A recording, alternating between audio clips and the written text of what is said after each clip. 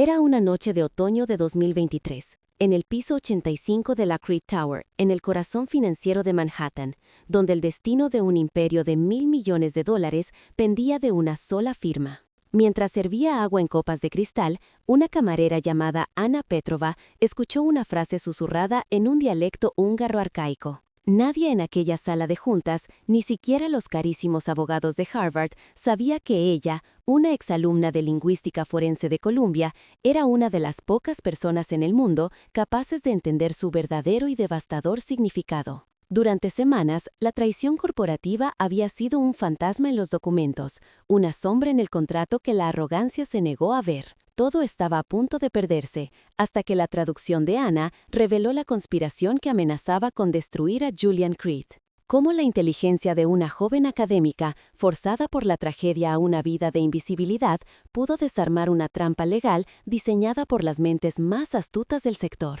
Cómo un conocimiento, considerado inútil por el mundo moderno, se convirtió en la única llave para salvar un legado. Y la pregunta más importante, ¿hasta qué punto el poder se vuelve ciego cuando el estatus y el dinero le impiden reconocer la verdad, incluso cuando ésta le está sirviendo el café? La respuesta yace en la colisión de dos mundos, separados por un abismo social, pero unidos por un instante de claridad devastadora. Un momento en el que la integridad se enfrentó a la supervivencia en el campo de batalla más silencioso de todos, una sala de juntas. Esta no es solo la historia de un acuerdo multimillonario, sino el relato de cómo una verdad, susurrada en el idioma del pasado, puede reescribir por completo el futuro.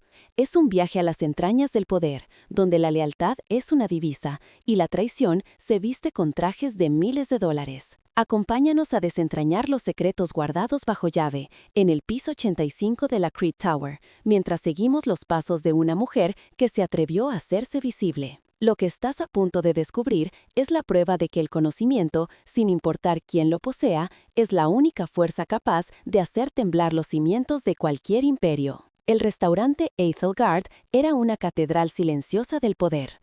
Ubicado en la cima del mundo, en el piso 85, sus ventanales panorámicos ofrecían una vista de Manhattan que reducía la ciudad a un mero tablero de juego. El aire olía a una mezcla calculada de cuero caro, aceite de trufa blanca y la fría asepsia del éxito. En la mesa principal, Julian Creed, un titán hecho a sí mismo, sentía un nudo en el estómago. Su intuición, esa misma que le había permitido construir un imperio desde la nada, le gritaba que algo en el acuerdo con los inversores húngaros estaba fundamentalmente mal. Pero estaba rodeado de sus expertos, hombres a los que pagaba millones para que fueran sus ojos y oídos, y todos le aseguraban que el trato era sólido como una roca. Anna, mientras retiraba un plato, captó una de esas frases. No era húngaro moderno, era un dialecto arcaico, uno que su padre, un reputado profesor de lenguas eslavas, le había enseñado a amar. Y en esa frase reconoció un patrón, una anomalía semántica que hizo que se le helara la sangre.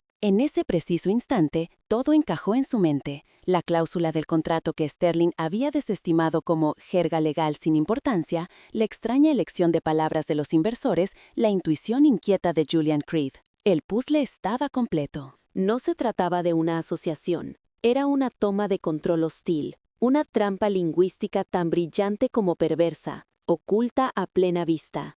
El conocimiento ardía dentro de ella, una verdad tan pesada que parecía físicamente imposible de contener.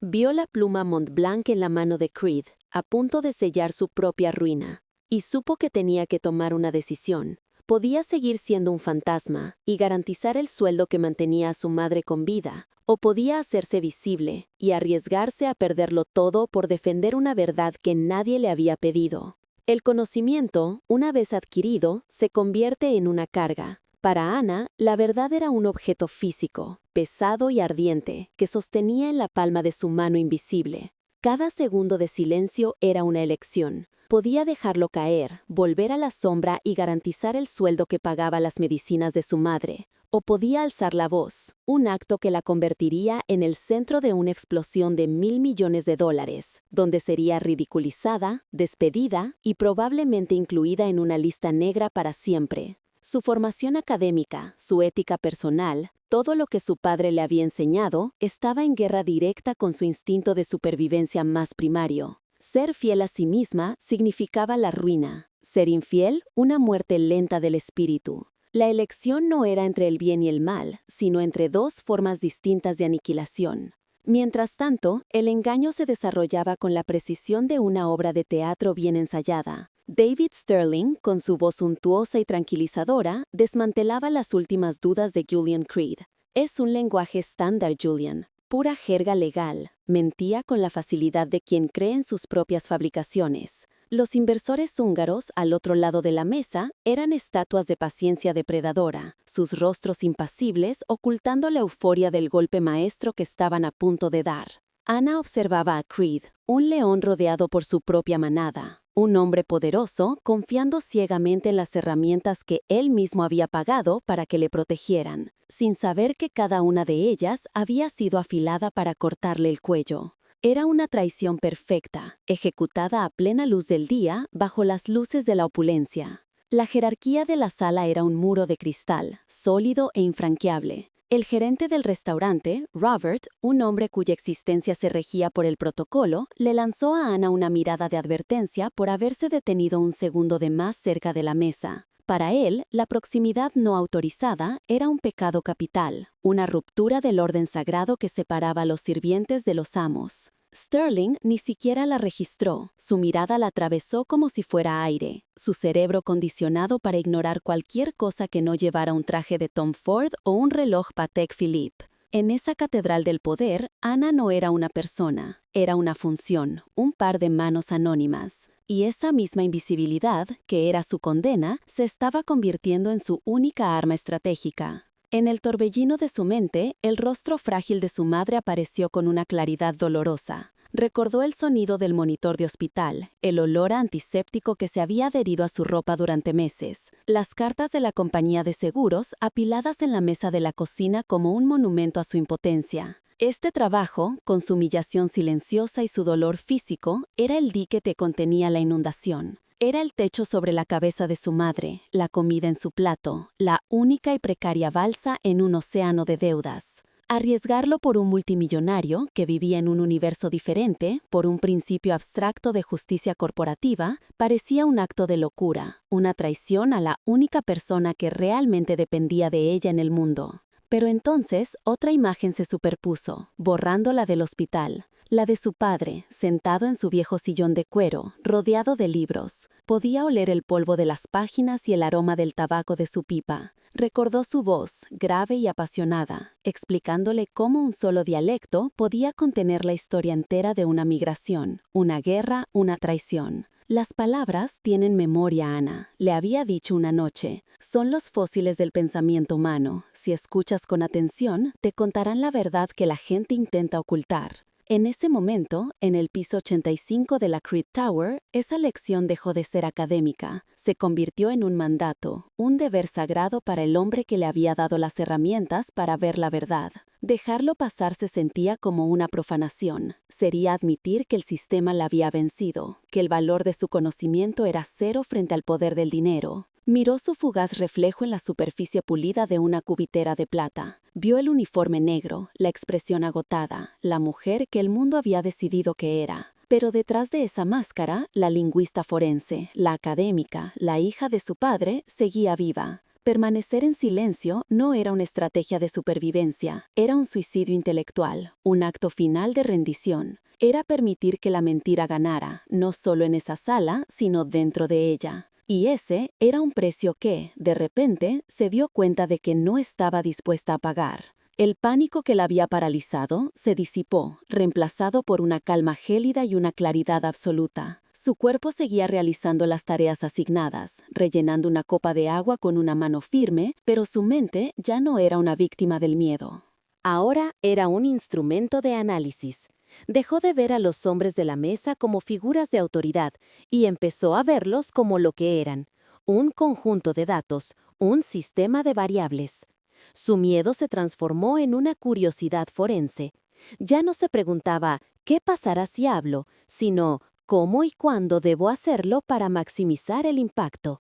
Se había convertido en una estratega, operando desde las sombras, preparando su única jugada en el tablero de ajedrez más peligroso del mundo.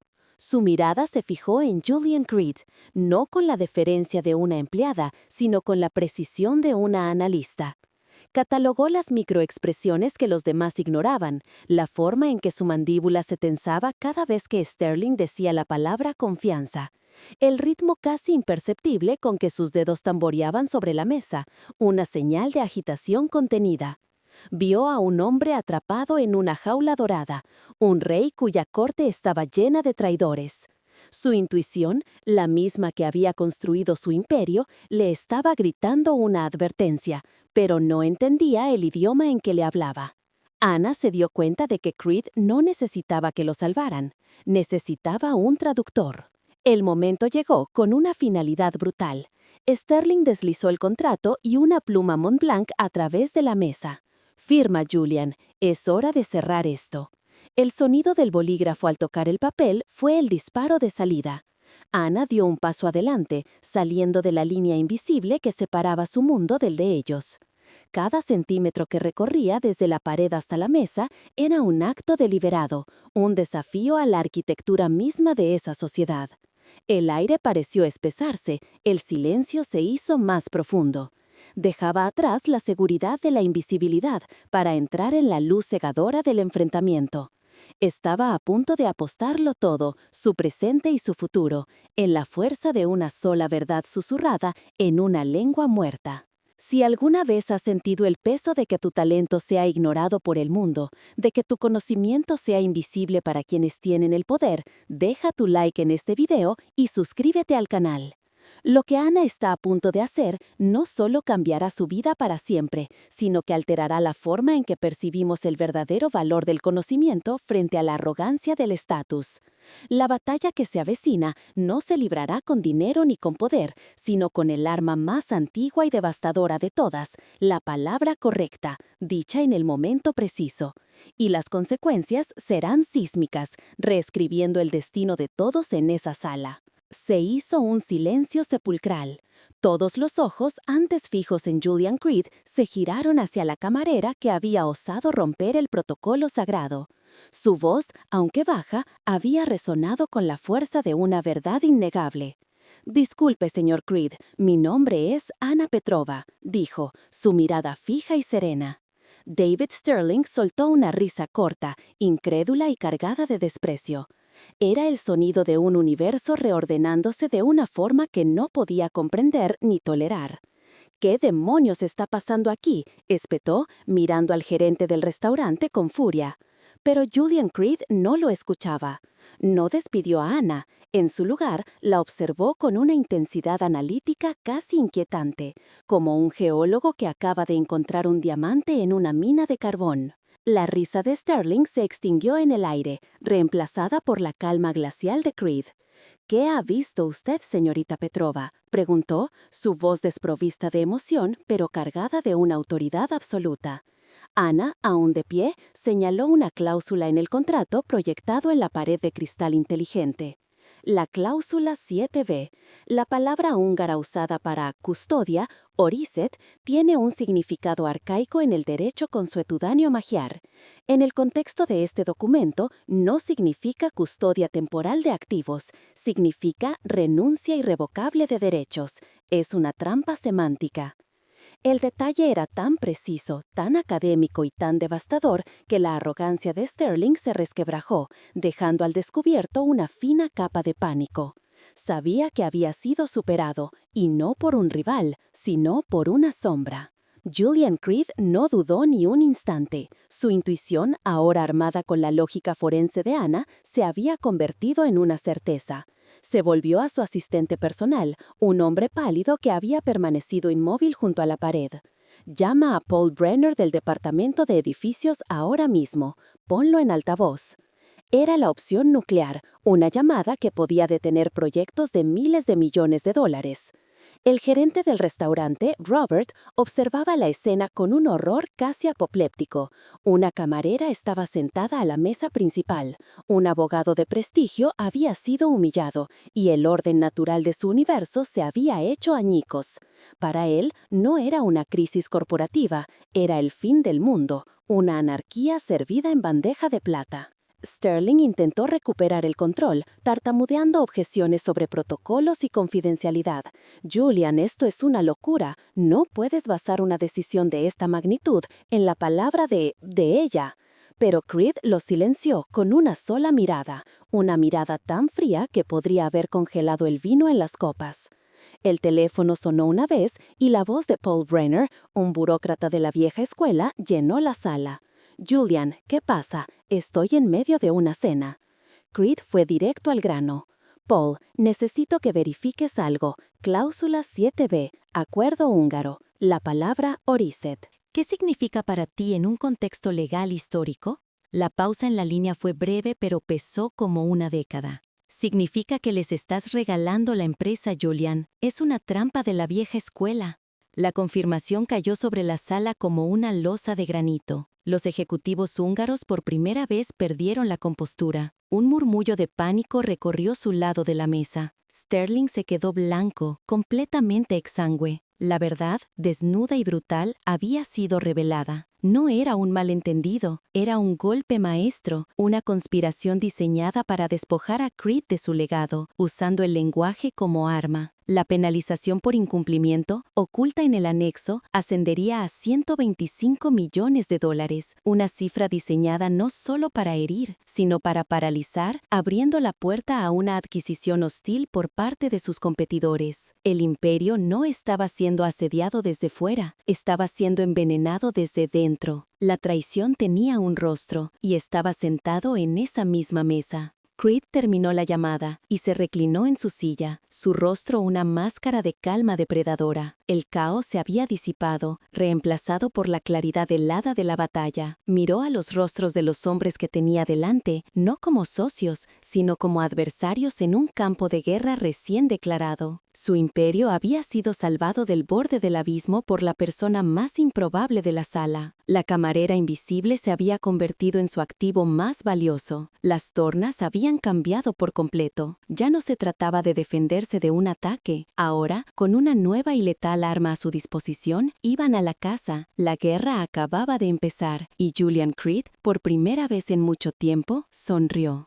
Al día siguiente, Anna Petrova no cogió el metro a las 4:30 de la mañana. En su lugar, un coche negro la esperaba frente a su edificio en Queens. Julian Creed la había citado en su oficina privada. Su empleo en el restaurante Atelgard ha terminado, le dijo Creed, sin rodeos, mientras le ofrecía una taza de café en una porcelana que valía más que el alquiler de Anna. Empieza a trabajar para mí mañana por la mañana. Su deuda médica ha sido saldada. Su madre tendrá los mejores cuidados. Su único trabajo ahora es encontrar al titiritero. Anna, vestida con un traje nuevo que el asistente de Creed le había proporcionado, sintió una transformación surrealista. El fantasma estaba siendo revestido de poder. Su nuevo despacho estaba en el piso 84, justo debajo de Creed. Era un espacio minimalista con las mismas vistas panorámicas que antes solo había podido vislumbrar desde los pasillos de servicio. Pero Anna ignoró el lujo. Se sumergió en los datos, no en los balances financieros que el equipo de Creed analizaba obsesivamente, sino en el verdadero libro de contabilidad de la traición, los correos electrónicos encriptados, las transcripciones de llamadas y los borradores de contratos. Buscaba al fantasma y la máquina, la anomalía lingüística que delataría al verdadero arquitecto del golpe. No buscamos al cómplice de los húngaros, le explicó a Creed. Buscamos a la voz que les dictaba las palabras. El traductor solo era un mensajero. Durante 3 días, Anna apenas durmió. Construyó un perfil estilométrico, un análisis forense del estilo de escritura de cada persona implicada. Y entonces lo encontró, una peculiaridad tan sutil que cualquier otro habría pasado por alto. En todos los correos electrónicos supuestamente redactados por el traductor húngaro, había una ausencia total de contracciones en inglés. No había don't, can't o it's, solo do not, cannot, it is. Era el hábito de escritura de un angloparlante nativo de una generación anterior, alguien educado en un formalismo que delataba una edad y una formación muy específica. El traductor era joven y su inglés, aunque fluido, estaba lleno de coloquialismos. No era él, era una marioneta. Le presentó sus hallazgos a Creed en una tableta, mostrando los patrones lingüísticos lado a lado. Quienquiera que escribió esto estaba intentando sonar como un extranjero, pero su propio formalismo lo traicionó. Es un fantasma que ha dejado sus huellas dactilares gramaticales por toda la escena del crimen. Julian Creed la miró, una expresión de asombro y respeto en su rostro. Señorita Petrova, dijo con una voz grave, acaba de encontrar al fantasma en la máquina, y creo que sé exactamente quién es. La pieza final del rompecabezas, la más olorosa, estaba a punto de encajar, no con un clic lógico, sino con el sonido sordo de una traición personal que lo rompería todo. Creed abrió un archivo en su propio ordenador, uno que contenía correspondencia personal de hacía más de 20 años. Buscó los correos de un solo hombre, Walter Pendleton, su mentor, el hombre que había sido como un padre para él tras la muerte de su padre, el arquitecto financiero que le había ayudado a construir su imperio desde los cimientos. Y ahí estaba, en un correo de 1998, la misma peculiaridad lingüística, la ausencia total de contracciones. Era la firma estilística de Pendleton, tan única como su huella dactilar. Creed se quedó mirando la pantalla, el color desapareciendo de su rostro. El tiburón había sido salvado de un ataque enemigo solo para descubrir que el veneno provenía de sus propias venas, inyectada por la mano que más confiaba. La revelación fue devastadora. Walter Pendleton no solo había traicionado a Julian, lo había hecho de la forma más cruel posible. El golpe no era puramente financiero. Anna lo desglosó con una lógica implacable. El plan era provocar un fracaso público, una humillación a gran escala. La cláusula de renuncia irrevocable no solo le habría costado a Creed su propiedad intelectual, habría destruido su reputación como negociador infalible. Esto habría desencadenado un voto de desconfianza por parte del Consejo de Administración, permitiendo a Pendleton, con el respaldo de competidores, orquestar una adquisición hostil a bajo precio. Era un asesinato corporativo disfrazado de mal negocio, motivado por una envidia y un resentimiento que habían supurado durante décadas en la sombra del éxito de Creed. En medio de la crisis, Anna Petrova dejó de ser una consultora, se convirtió en la estratega principal. Su mente, antes confinada a analizar dialectos muertos, ahora diseñaba la contraofensiva. Trazó un plan no para salvar el acuerdo, sino para darle la vuelta y usarlo como un arma. Creed, recuperado del shock inicial y con su dolor transformado en una furia helada, escuchó atentamente. La vulnerabilidad había desaparecido, reemplazada por la determinación de un depredador. Al final de la presentación de Anna, la decisión estaba tomada. No habría demandas silenciosas ni despidos discretos. Habría un enfrentamiento público, una lección que resonaría en todo Wall Street. No vamos a cancelar la reunión de cierre, dijo Creed, su voz era acero puro. Vamos a celebrarla. Walter cree que ha ganado, cree que estoy ciego. Se levantó y caminó hacia el ventanal, contemplando la ciudad que era su reino. Ya no estamos intentando salvar el acuerdo, estamos tendiendo una trampa. Se giró y miró directamente a Anna, la camarera que se había convertido en su general. Y usted, señorita Petrova, no será mi asesora en esa sala. Usted será mi arma principal. La tensión era máxima. El riesgo para Anna ya no era el despido, sino convertirse en el objetivo directo de un hombre desesperado y poderoso. La batalla final estaba preparada. Anna está a solo unas horas de enfrentarse a Walter Pendleton y revelar la magnitud de su traición, antes de descubrir cómo usará la lingüística forense para desenmascarar al mentor en la sala de juntas más peligrosa de Manhattan. Suscríbete al canal y activa las notificaciones. La verdad sobre el fantasma en la máquina es la parte más electrizante de esta historia, un testimonio del poder de la inteligencia contra la más profunda de las deslealtades. Lo que sucederá a continuación no es solo un ajuste de cuentas, es una clase magistral sobre cómo la verdad, dicha en el idioma correcto, puede demoler imperios construidos sobre mentiras. La nueva reunión se convocó en la misma sala del piso 85, pero la atmósfera era completamente diferente. Ya no había tensión nerviosa, sino la calma eléctrica que precede a una ejecución. Walter Pendleton entró con la sonrisa afable de un patriarca, ignorando por completo a Anna, que ahora estaba sentada a la derecha de Creed, vestida con un traje oscuro que era a la vez una armadura y una declaración de intenciones. Sterling, reducido a una sombra pálida y sudorosa, se sentó al final de la mesa, un fantasma en su propio funeral corporativo. Los ejecutivos húngaros, convocados bajo un nuevo pretexto, parecían visiblemente incómodos, presintiendo que la trampa que habían ayudado a tender estaba a punto de cerrarse sobre ellos. El teatro comenzó. Creed permitió a Pendleton exponer su visión del nuevo futuro de la compañía, un monólogo lleno de falsas alabanzas y condolencias por el desafortunado pero necesario acuerdo. Pendleton hablaba con la autoridad de un hombre que se creía el más inteligente de la sala, sin saber que cada una de sus palabras estaba siendo analizada forensemente por la mujer a la que había descartado como parte del mobiliario. Cuando terminó, un silencio expectante llenó la sala. Creed no habló, simplemente asintió en dirección a Anna. Era su turno. El momento por el que había arriesgado todo había llegado. La camarera invisible iba a hablar, y su voz iba a demolerlo todo. Anna se levantó, su presencia llenando la sala con una autoridad tranquila e inquebrantable. No miró a Creed, sino directamente a Pendleton. Señor Pendleton, comenzó, su voz clara y precisa. Pero su estilo de escritura es aún más revelador. La ausencia total de contracciones, por ejemplo, es un rasgo estilístico muy particular, casi tan particular como su uso recurrente de un proverbio húngaro muy específico en sus primeros días en la empresa. Hizo una pausa, dejando que el peso de sus palabras se asentara. Un proverbio que le enseñó el Ara Creed. Ajo la tinta nei, as arñek is ot rechte sich. Donde la tinta es profunda, la sombra también se esconde. El rostro de Walter Pendleton se descompuso. La mención del nombre de Elara y de esa frase íntima fue un golpe directo a su alma. Era un secreto que compartía solo con la difunta esposa de Creed, un recuerdo que ahora se usaba como el arma definitiva de su traición. Anna continuó, su voz ahora cortante como el cristal. Usted no solo usó las palabras para ocultar una trampa, señor Pendleton. Usted profanó la memoria de una mujer que confió en usted, usando su lenguaje, su herencia, como el vehículo de su envidia. Proyectó en la pantalla el correo de 1998 junto a los correos del traductor. La prueba era irrefutable. El fantasma tenía un rostro, y era el del mentor más venerado de la compañía. El impacto emocional fue sísmico. Julian Creed se levantó, no con furia, sino con un dolor profundo y visible. Se acercó a Pendleton, que parecía haber envejecido 20 años en 2 minutos. Te di mi confianza, Walter. Te di mi lealtad.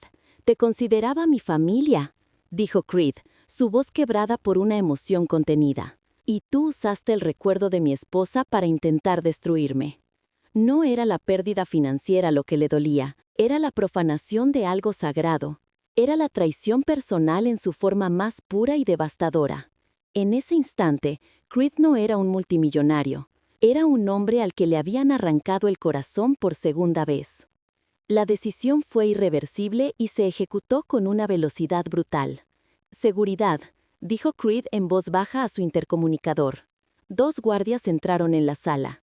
Escorten al señor Pendleton fuera del edificio. Su acceso ha sido revocado. Sus activos dentro de la compañía están congelados a la espera de un litigio por fraude. Luego se giró hacia los ejecutivos húngaros.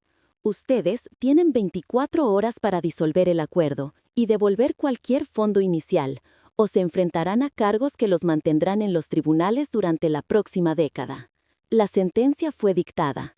El imperio no solo se había salvado, se había purgado. La sala, antes un escenario de poder, ahora era el epílogo de una tragedia. Después de que todos se hubieran ido, solo Creed y Anna permanecieron en la sala silenciosa. El sol de la tarde bañaba Manhattan en una luz dorada.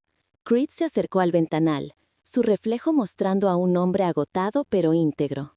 No lo vi venir. Después de tantos años, estaba ciego, confesó, su vulnerabilidad expuesta por primera vez. Anna se acercó y se paró a su lado, mirando la misma vista. Usted no estaba ciego, señor Creed, dijo ella suavemente, su voz llena de una empatía que trascendía sus roles. Usted era leal, y la lealtad no es una ceguera, es un honor. Él fue quien no estuvo a la altura de ese honor. En los meses siguientes, Anna Petrova no solo se convirtió en una ejecutiva de alto nivel, se convirtió en la conciencia de la compañía. Creó la Beca Petrova, un fondo destinado a ayudar a estudiantes brillantes de humanidades que, como ella, se enfrentaban a barreras económicas insuperables. Su historia, aunque protegida por un estricto acuerdo de confidencialidad, se convirtió en una leyenda silenciosa dentro de la Creed Tower, un recordatorio de que el verdadero poder no residía en los balances, sino en la capacidad de ver la verdad que otros ignoran. Se convirtió en la guardiana de los fantasmas, la traductora de los silencios, la prueba viviente de que la inteligencia y la integridad podían de hecho cambiar el mundo. Julian Creed, en una entrevista un año después, fue preguntado sobre la lección más importante que había aprendido en su carrera. Miró directamente a la cámara, y quienes conocían la historia sabían que no estaba hablando a la audiencia, sino a la mujer que había salvado su legado. Dijo, con una convicción tranquila: ese día aprendí que la persona más valiosa en una sala no es siempre la que lleva el traje más caro o tiene la voz más fuerte, sino aquella que tiene el coraje de ver lo que todos los demás, por arrogancia o por miedo, se niegan a mirar. Una lección forjada en el fuego de la traición y redimida por la valentía de una mente brillante.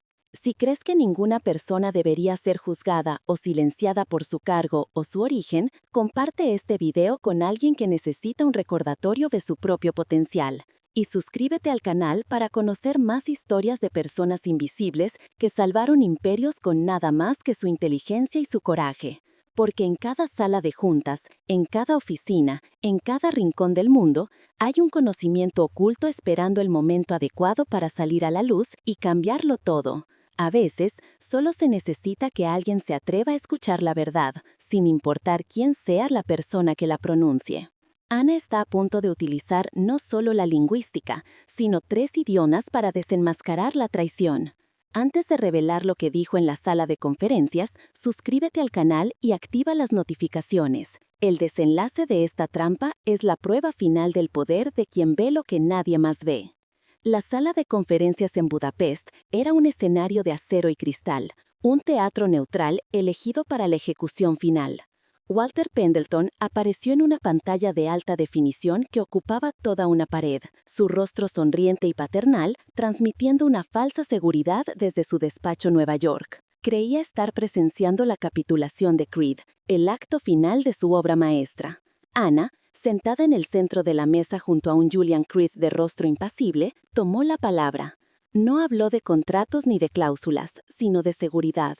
Con una fluidez técnica que dejó atónitos a los presentes, comenzó a describir una supuesta vulnerabilidad en la encriptación cuántica de sus sistemas, una puerta trasera que los húngaros podrían explotar. Era la carnada, una mentira brillante diseñada para un solo oyente. Pendleton escuchaba, su sonrisa afable congelándose lentamente. El pánico comenzó a filtrarse en sus ojos. La vulnerabilidad que Anna describía no existía, pero era idéntica en su estructura, a la verdadera puerta trasera que él mismo había diseñado para que sus cómplices se hicieran con el control de los activos de Creed tras la firma. Estaba escuchando su propio plan de sabotaje, recitado como si fuera un descubrimiento accidental. La trampa no era solo inteligente, era cruelmente personal. Anna no solo había encontrado el arma del crimen, sino que le estaba puliendo y exhibiendo ante él, obligándolo a confrontar la arquitectura de su propia traición. Su plan de destrucción no solo había fracasado, estaba siendo utilizado para construir su propia jaula, y él no podía hacer nada más que mirar. El rostro de Pendleton en la pantalla era un estudio de terror contenido. Intentó intervenir, tartamudeando algo sobre protocolos de seguridad, pero Creed lo silenció con un gesto de la mano. Anna, sin perder el contacto visual con la cámara, continuó su exposición. Explicó cómo la solución a esa falsa vulnerabilidad requeriría una reestructuración completa del acuerdo, una que, casualmente, revertiría la cláusula de renuncia irrevocable y la convertiría en una cláusula de protección de activos a favor de Creed. Estaba desmantelando la trampa pieza por pieza y reconstruyéndola al revés, todo bajo el pretexto de una actualización de seguridad. Walter Pendleton, el titiritero, se veía forzado a ver cómo sus marionetas le cortaban los hilos. atrapado en una red de su propia creación y expuesto por una mujer a la que nunca había considerado una amenaza. Entonces, Ana ejecutó el ataque final. Se dirigió a los socios húngaros, liderados por el señor Kovács, y les habló en un húngaro fluido y respetuoso, explicando que la confianza se había roto. Luego, cambiando a un inglés impecable, se dirigió a la pantalla. Señor Pendleton, la estilometría de sus correos fue su primer error. Finalmente, miró directamente a la lente de la cámara y su voz cambió, volviéndose más grave, más fría. Cambió al ruso. No tvoyo nastoящее предательство, биловтисяче 988 ni takli, Walter. La elección del idioma no fue casual, era la lengua de un pasado oculto que compartía con Pendleton, un tiempo en el que ambos trabajaron en operaciones de inteligencia corporativa en la Europa del Este postsoviética. Era un lenguaje que nadie más en la sala entendía, un golpe directo a su máscara. El cambio al ruso rompió a Pendleton por completo. Ese idioma era el código de un mundo de secretos y lealtades de sangre que él creía enterrado para siempre.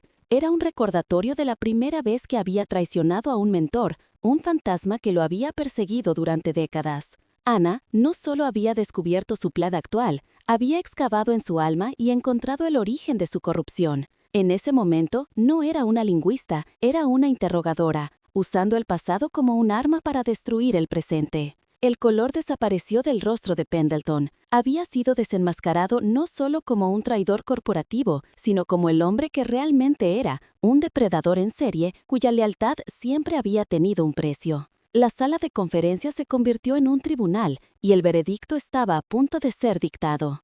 Julian Creed se levantó, su calma ahora reemplazada por una autoridad glacial. Proyectó un último documento en la pantalla junto al rostro congelado de Pendleton. Un mensaje de texto desencriptado, enviado desde un teléfono de uso desechable de Pendleton a sus cómplices húngaros apenas una hora antes de la reunión. El texto era breve y devastador. Abortar misión. Repito, abortar. Están sobre nosotros. Era la prueba final, la confesión digital capturada por el equipo de seguridad de Creed una vez que Ana les indicó qué buscar. El juego ha terminado, Walter, dijo Creed, su voz desprovista de emoción. La evidencia era absoluta, la traición innegable. El arquitecto del golpe había sido atrapado por su propia mano, condenado por las mismas herramientas digitales que creía dominar. La máscara de Walter Pendleton finalmente se hizo añicos. El patriarca afable desapareció, reemplazado por el rostro de un hombre acorralado y derrotado. Su boca se abrió y se cerró sin emitir sonido, sus ojos fijos en la pantalla con una mezcla de incredulidad y odio puro. La humillación era total y pública. No había sido vencido por un rival de su talla, sino por una mente que había subestimado, por una mujer que había surgido de las sombras para convertirse en su verdugo. Su legado, construido sobre décadas de manipulación y engaño, se había derrumbado en menos de 10 minutos, demolido por 3 idiomas y un único mensaje de texto. El silencio en la sala era el sonido de un imperio personal desmoronándose en tiempo real. La línea está desconectada, Walter, anunció Julian Creed con una finalidad escalofriante, y la pantalla se volvió negra, cortando la conexión con Nueva York. Mi equipo de seguridad te espera en tu despacho. Asegúrate de entregarles tu pasaporte. Luego, Creed se giró a los ejecutivos húngaros. El señor Kovács, un hombre de negocios curtido que reconocía el poder cuando lo veía, levantó lentamente su copa de agua en dirección a Ana. No era un brindis de celebración, sino de respeto. Un reconocimiento silencioso de que un tiburón acababa de ser salvado de ser devorado por otro y que ella, la mujer silenciosa, había sido la verdadera predadora en aquella jungla de cristal y acero. En el lujoso jet corporativo que sobrevolaba el Atlántico de regreso a Nueva York, el silencio era profundo. Ana miraba por la ventanilla, no a las nubes, sino al reflejo de la mujer que le devolvía la mirada. Ya no era la camarera de Queens, el fantasma con una bandeja. Era la general que acababa de ganar una guerra sin disparar un solo tiro. Creed, sentado frente a ella, rompió el silencio, su voz teñida de una vulnerabilidad que nunca antes había mostrado. Estaba ciego. Durante 20 años me negué a ver al hombre que tenía a mi lado. Y en ese momento, en la quietud de la cabina presurizada, el tiburón no solo estaba a salvo, había sido curado de su ceguera por una mujer a la que apenas había notado unas noches antes. Nada, absolutamente nada, volvería a ser como antes. El bono de bienvenida que apareció en la cuenta bancaria de Anna Petrova no era solo una cifra con muchos ceros, era una liberación. Con una sola transferencia, borró la deuda médica que había mantenido a su familia como rehén durante años. La llamada que hizo a su madre esa tarde para informarle de que una enfermera a tiempo completo empezaría al día siguiente fue la conversación más importante de su vida. Mientras tanto, en los círculos de poder de Manhattan, la historia oficial era que Walter Pendleton se había retirado por motivos de salud. La verdad, sin embargo, se extendió como un virus silencioso. La ruina social y profesional era absoluta. Pendleton se convirtió en un fantasma, una advertencia susurrada en los clubes privados sobre las consecuencias de la traición. Esa noche, Anna regresó a su pequeño apartamento en Queens por última vez.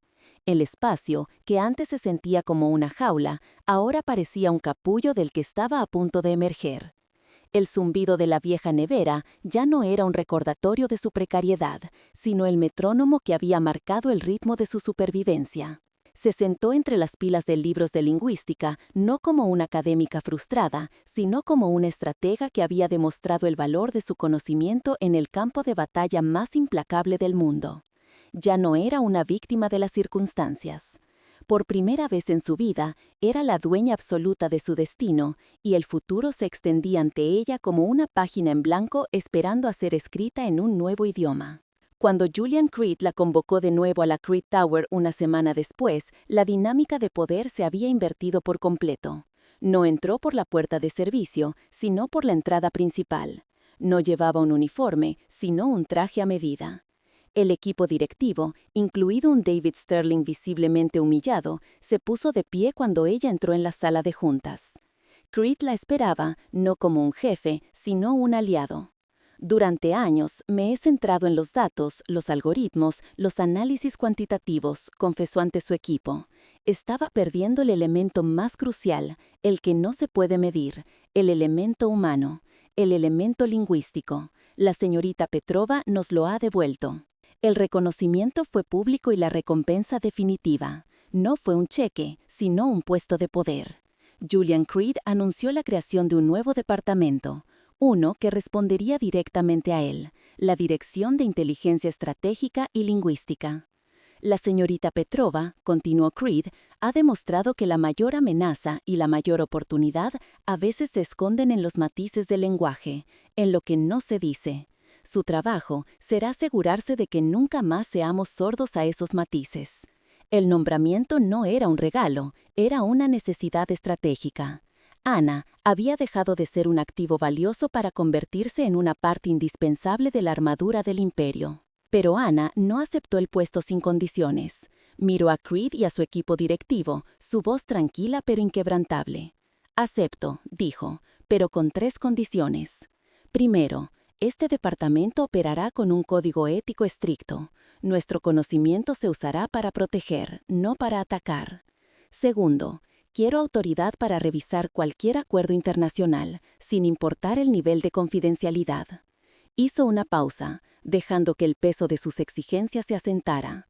Y tercero, la Fundación Creed establecerá la Beca Petrova, un fondo perpetuo para estudiantes de humanidades de bajos recursos, para que nadie con el talento necesario sea silenciado por falta de oportunidades.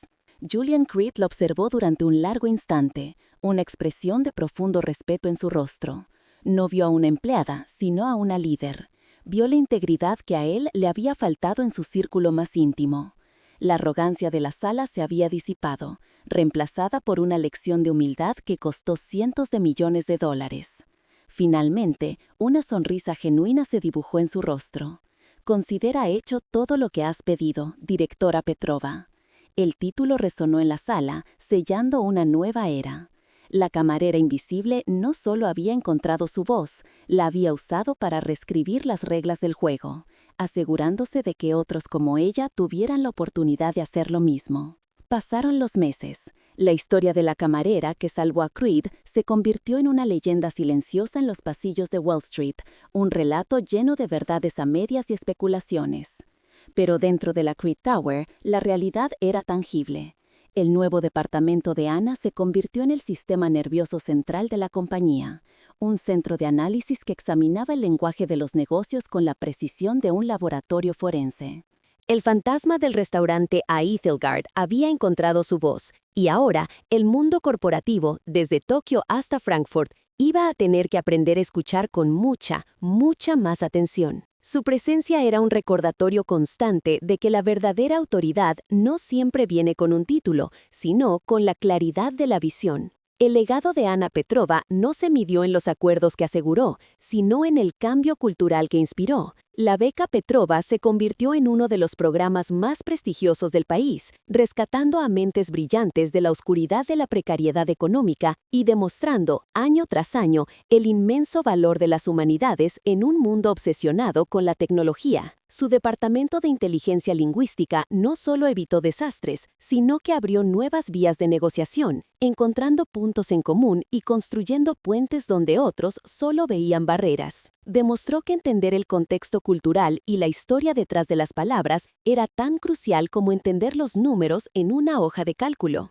La historia de Ana se convirtió en un catalizador, un símbolo de potencial oculto que reside en cada uno de nosotros. Nos obliga a preguntarnos qué habilidades poseemos que el mundo ha decidido que no tienen valor. ¿Qué conocimiento tranquilo, qué pasión silenciosa podría cambiar el curso de los acontecimientos a nuestro alrededor si tuviéramos el coraje de hacerlo visible? Su viaje es un testimonio de que la invisibilidad puede ser una elección temporal, no una condena permanente. Es una prueba de que la mente, cuando se arma con valentía, es la herramienta más poderosa para forjar un nuevo destino, sin importar cuán insuperables parezcan las barreras sociales o económicas. Al final, Ana Petrova no solo tradujo una cláusula en un contrato, tradujo su propio potencial en una nueva realidad, transformó la humillación en poder, el silencio en estrategia y la invisibilidad en una fuerza imparable. Su historia nos recuerda que el activo más valioso de una persona no es su cuenta bancaria, su red de contactos o su posición en una jerarquía. Es aquello que nadie puede ver ni arrebatar, la profundidad de su intelecto, la integridad de su carácter y la valentía de usar ambos para decir la verdad, incluso cuando el mundo entero prefiere no escucharla. Porque la persona más valiosa en cualquier sala no es siempre la que tiene la voz más fuerte o el traje más caro, sino aquella que ve lo que todos los demás ignoran y tiene el coraje de hablar. Es la que entiende que las palabras no solo describen el mundo, sino que tienen el poder de crearlo de nuevo. Y esa es una lección que trasciende cualquier sala de juntas, un recordatorio de que en la colisión entre el poder y la verdad, la inteligencia es y siempre será el arma definitiva. Si crees que ninguna persona debería ser juzgada o silenciada por su cargo o su origen,